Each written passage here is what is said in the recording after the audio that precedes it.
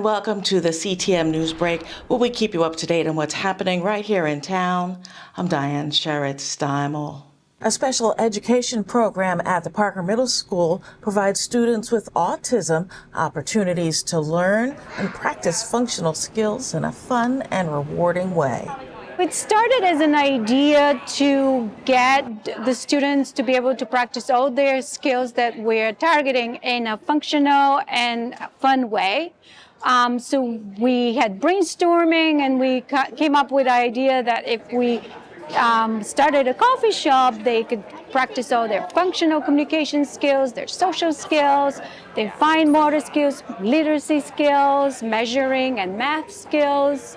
Bell or Diane? People Diane. Okay. Really came with the need to give them an opportunity to be part of the school, but also to target those skills in a meaningful, functional way.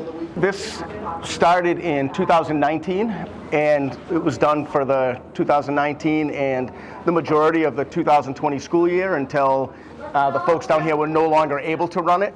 And then here we are kicking it back up this year. And I say we, but I am not part of this planning, and I don't do the work. I just get to come down and enjoy myself.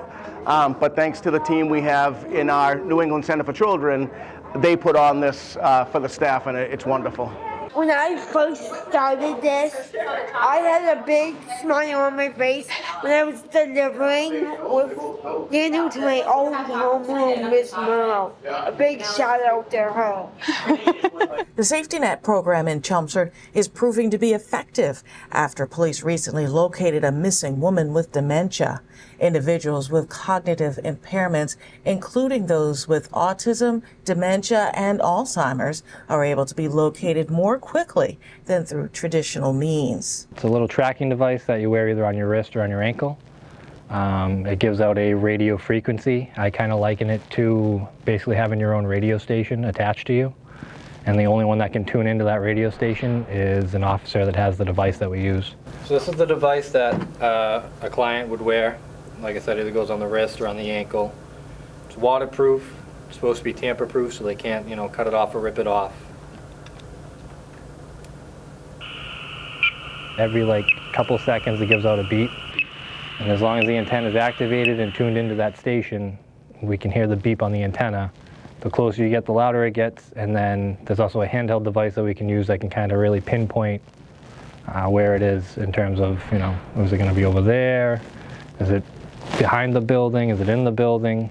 That's just kind of a way to narrow it down. But the big antenna on the car that we use kind of gives us a general idea of where they are. The program and bracelet are free for Chelmsford residents. A Chelmsford teacher is running her first Boston Marathon this year and is focused on raising funds for a charity that's close to her heart. Teddy's team's main goal is to raise awareness of the signs and symptoms of stroke and to break the stigma of who can have a stroke. My dad was a runner and my uncle was a runner. And they both got to run the Boston Marathon in 1996, which was the 100th running of the Boston Marathon. And they both died of sudden heart attacks. So I decided that I was going to run the Boston Marathon and I was going to run it for them. And one of my coworkers at Byam runs for Teddy's team. And so she introduced me to Teddy's team and what they are and what they do. And when it came time for applications for the Boston Marathon, I submitted to Teddy's team and a couple other ones. But my heart was in it for Teddy's team. And I got accepted to their team. And so now I'm fundraising to run the Boston Marathon in honor of my dad and my uncle for Teddy's team, who does research and support for heart disease and stroke. I always heard growing up, if you run one marathon in your life, make it be the Boston Marathon. Trust your training, put in the work, and you can do it. Thanks for watching the CTM NewsBreak, brought to you by Chelmsford Telemedia. If you have news we can use, contact us at newsbreak@chelmsfordtv.org. I'm Diane Sherritt-Steimel.